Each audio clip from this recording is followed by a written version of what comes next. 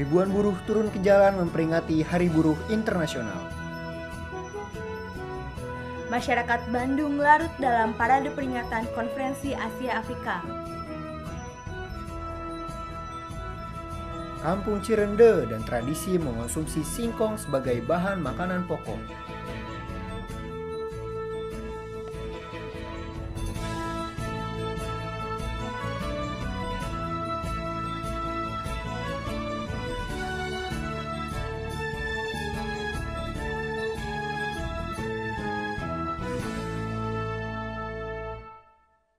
Selamat siang pemirsa. Jumpa kembali bersama saya, Janisa Rasmana, dan rekan saya, Rahman Tio Fauzi. Selama 30 menit ke depan, kami akan menemani siang hari Anda dalam Bandung 12.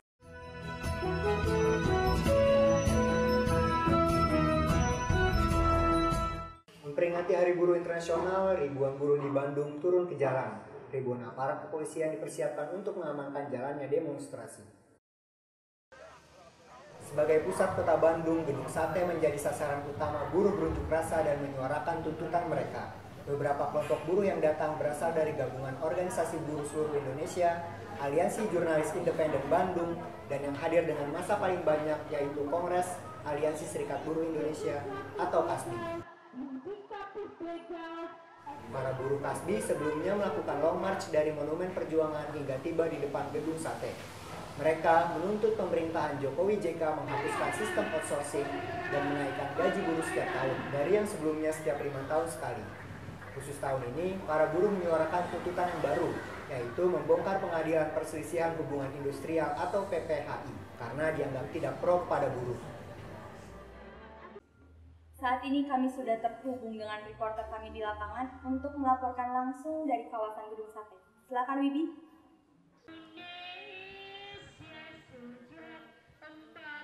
Ya, baik Janisa dan Tio. Saat ini saya sedang berada di depan Gedung Sate, Bandung, dalam rangkaian acara Hari Buruh Internasional atau May Day. Hari ini para buruh turun ke depan Gedung Sate untuk menyuarakan suara-suara mereka. Salah satunya yaitu buruh dari Kongres Aliansi Serikat Buruh Indonesia atau KASBI.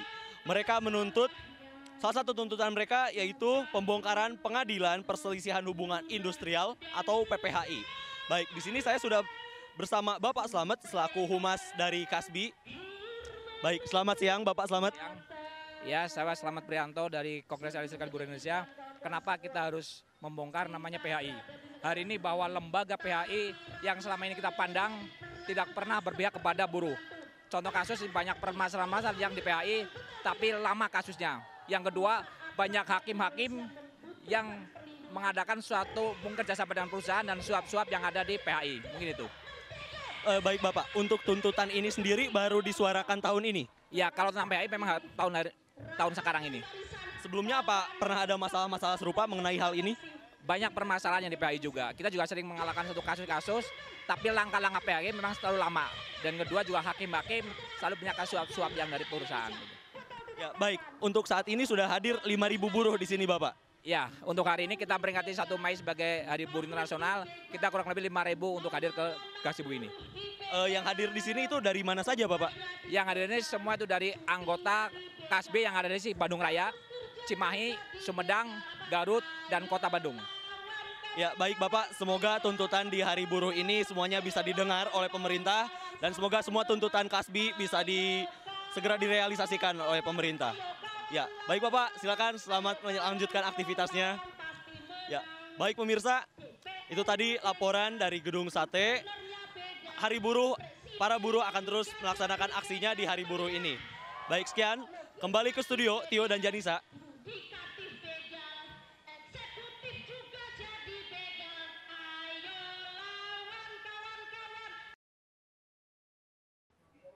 Baik, terima kasih Wibi. Itu tadi laporan langsung dari kawasan Gedung Sate. Seperti yang sudah dilaporkan oleh reporter kami, tahun ini para buruh menyuarakan tuntutan yang baru, yaitu pembongkaran pengadilan hubungan industrial atau PHI. PHI diatur dalam Undang-Undang Nomor 2 Tahun 2004. PHI dibentuk sebagai wadah mediasi untuk menangani perselisihan antara pihak perusahaan dengan buruh, atau juga perselisihan antar buruh. Salah satu jenis perselisihan dalam hubungan industrial yaitu perselisihan hak dan kepentingan.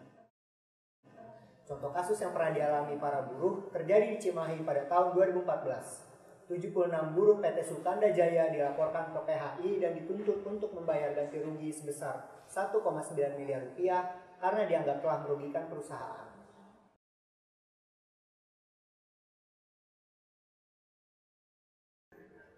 Menanggapi tuntutan pembongkaran pengadilan perselisihan hubungan industrial oleh para buruh, berikut pernyataan Kepala Dinas Tenaga Kerja dan Transmigrasi Jawa Barat.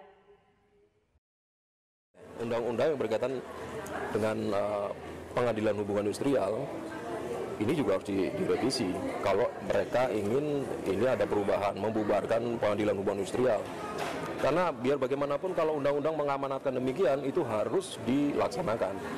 Bahwa di dalam pelaksanaan ada penyimpangan, ada kekurang baik dalam menjalankan peraturan, itu harus dikoreksi. Tetapi kalau kemudian harus dibubarkan, tentu harus ada alasan penggantinya apakah dijamin lebih baik.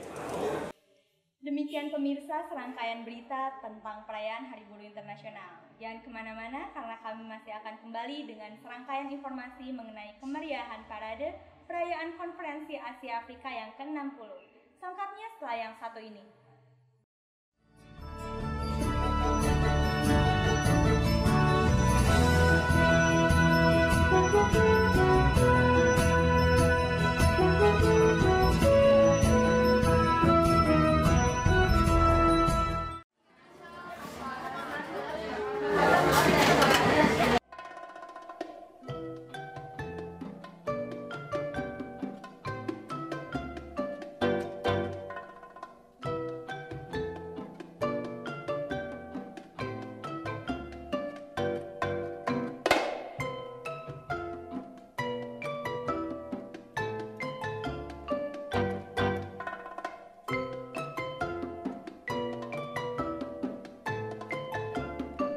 Kamu ambil makan banyak banget. Laper. Ya udah makan.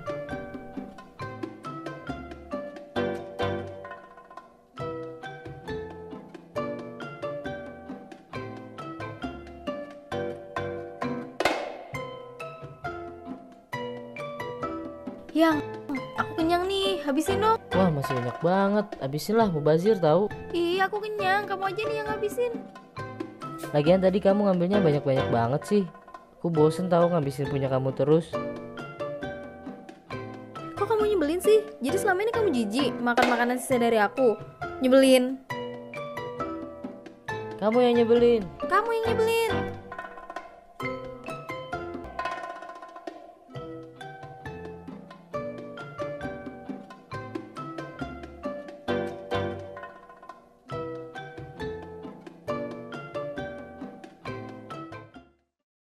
Kesini dulu, Cep. Belum bayar ke ibu.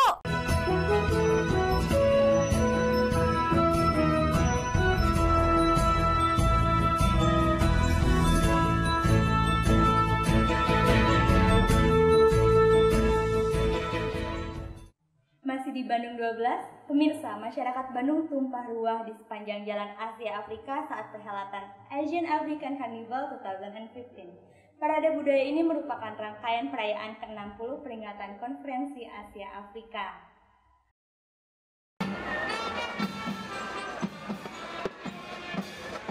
Puncak perayaan peringatan ke-60 Konferensi Asia Afrika sudah selesai, namun berbagai perayaan masih berlangsung di kota Bandung. Sabtu 25 April 2015, puluhan ribu warga memadati kawasan Asia Afrika untuk menyaksikan langsung Asian African Carnival 2015. Acara ini menampilkan parade kebudayaan dari berbagai kalangan masyarakat. Mereka berparade dari Jalan Asia Afrika menuju Masjid Agung Alun-Alun Kota Bandung. Parade dimulai sejak Sabtu siang dan akan berlanjut sampai Sabtu malam. Acara ini mampu mengundang antusiasme warga dari beragam tingkat usia. Saya kesini ngelain tugas dari sekolah, tugas sejarah untuk ngedokumentasiin gimana kegiatan di sini selama K60 ini berlangsung. Acaranya dari minggu kemarin sih udah rame, terus antusias masyarakat juga tinggi. Kemeriahan acara ini pun tak terlepas dari bermacam peran para pengisi acara. Saya mencari beberapa talent, yaitu diantaranya talent-talent berbakat di kota Bandung khususnya ya. Dan tentunya saya cari misalnya di daerah kampus, contohnya UPI dan STSI. Dan juga ada beberapa rekan-rekan saya di bidang entertain yang saya ajak.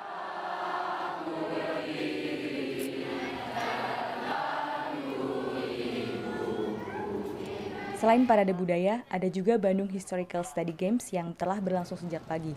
Acara ini melibatkan ribuan peserta untuk berkeliling ke situs-situs bersejarah dan menguji pengetahuan mereka seputar Bandung. Dari kawasan Asia Afrika, Bandung, Budiarti Utami Putri melaporkan. Ya, selain itu, warga yang ketahuan melanggar peraturan saat KAA hari ini menjalani hukuman dari Wali Kota Bandung untuk mengepel trotoar Jalan Braga dan Asia Afrika. Tak hanya mereka, ratusan warga Bandung lainnya juga ikut serta dengan sukarela.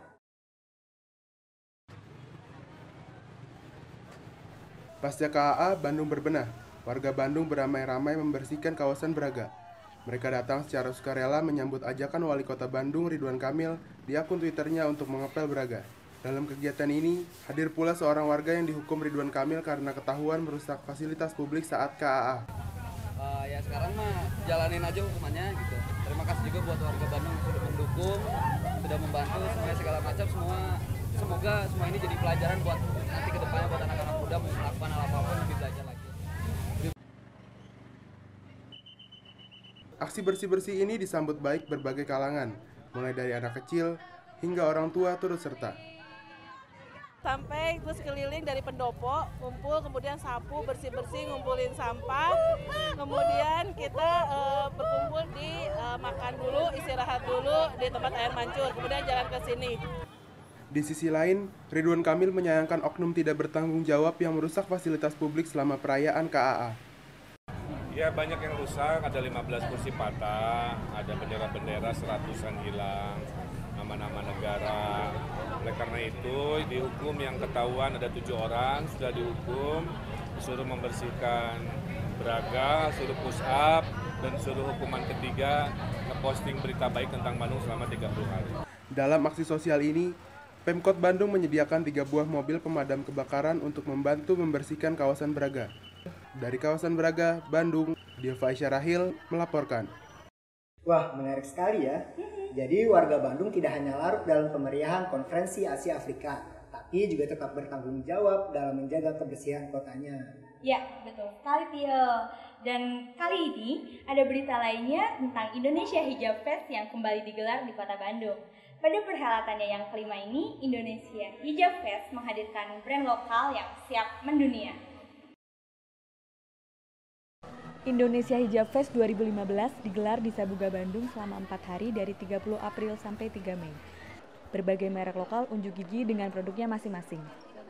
Tak hanya busana muslim, bermacam produk mulai dari busana muslim pria, sepatu, hingga pernak-pernik dijual untuk memenuhi kebutuhan konsumen.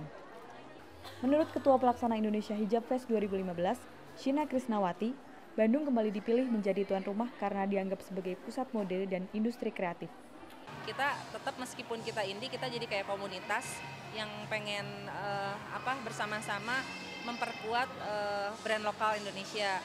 Nah dari tahun ke tahun perbedaannya adalah brand-brandnya itu semakin bagus gitu, semakin selektif, semakin dikurasi gitu, yang semakin siap untuk ekspor. Acara ini pun disambut positif oleh produsen dan konsumen yang ikut berpartisipasi. Menurut saya Hijab Fest ini bagus untuk para produsen baju muslimah, terutama produsen yang kecil. Jadi kita bisa berkembang menjadi maju karena di sini pendatangnya dari luar pulau semua ada. Banyak juga pengisi acaranya.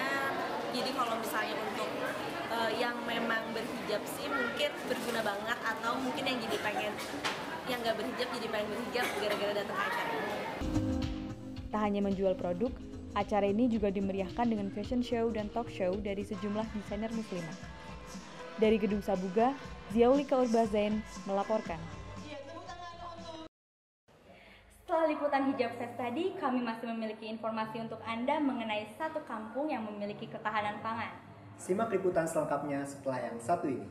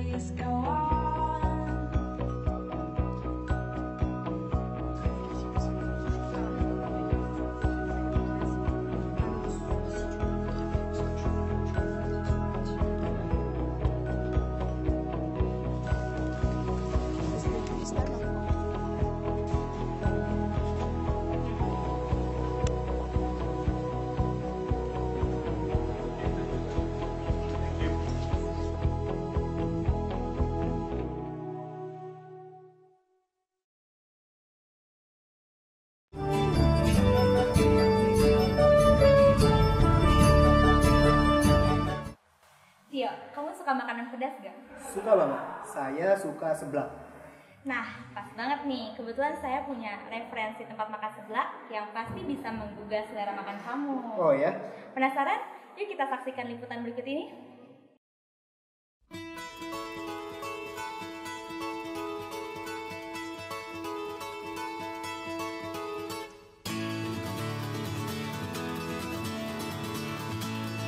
Pemirsa, saat ini saya sedang berada di Cafe Raja Seblak Mang Ogo. Di sini terdapat berbagai macam jenis menu seblak dan mie setan yang pastinya pedas dan menggugah selera Anda. Penasaran? Yuk kita coba! Cafe Raja Seblak Mang Ogo terletak di Jalan Gading Tutuka nomor 1, Soreang, Kabupaten Bandung. Buka dari pukul 9 pagi hingga 9 malam, kafe ini selalu menarik minat pengunjung karena menu yang nikmat dan harga murah meriah. Tak hanya seblak, ada juga menu mie setan yang menggugah selera. Sejarah dari seblak Raja Pedas Mang Ogo ini berdiri itu tahun 2012, tepatnya tanggal 28 Agustus. Berawalnya mulai dari hobi aja sih, hobi masak, hobi kita sukanya ngemil kan, jadi suka bikin cemilan di rumah. Biasanya identitas tuh identik tuh seblakku kan seblak kerupuk ya, cuman kerupuk doang kan. Nah kita kreatif jadi ditambah kayak ceker, tulang, makaroni, bakso dan lain-lainnya.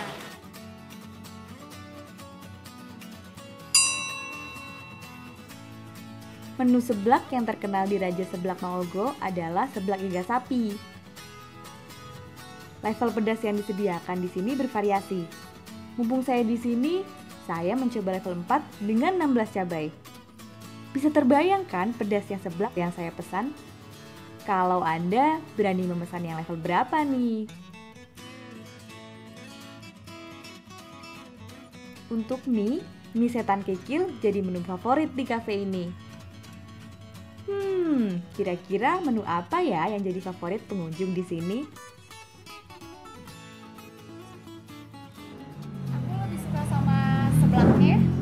Seblaknya yang banyak item-itemnya juga, paling saya sukanya yang 3 item, lebih suka ke seblak tulangnya enak.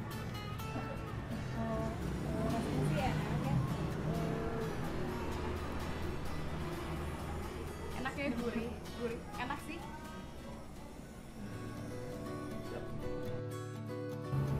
Jika Anda penikmat kuliner pedas, maka Cafe Raja Seblak Mang Ogo patut Anda kunjungi. Tapi tetap perhatikan kondisi perut Anda ya. Dari Soreang, Kabupaten Bandung, Nisa Umur Mansyah melaporkan.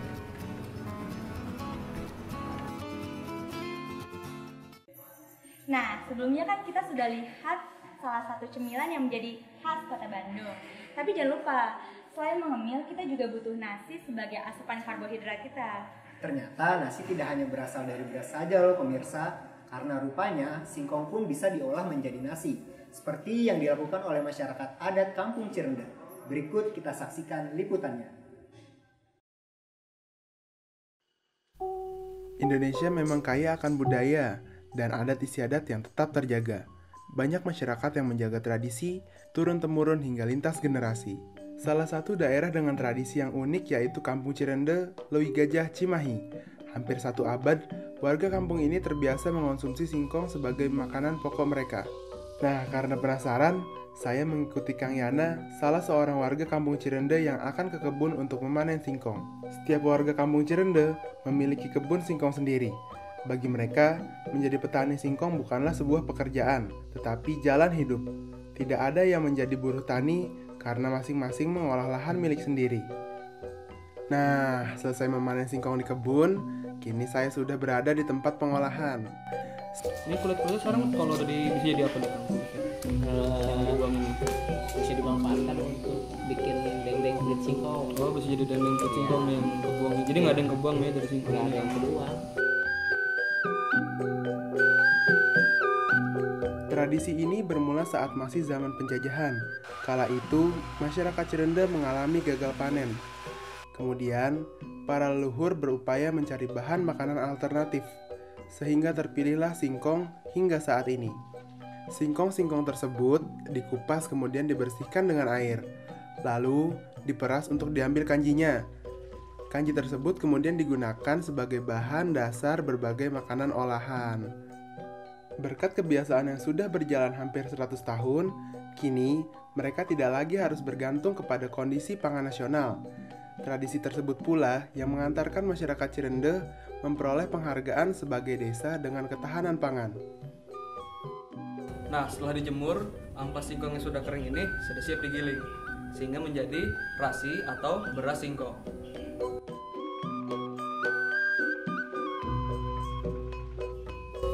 Nah, ini rasi atau beras singkong yang udah digiling. Untuk siap dikonsumsi, rasi ini bisa dikukus hingga siap menjadi nasi singkong.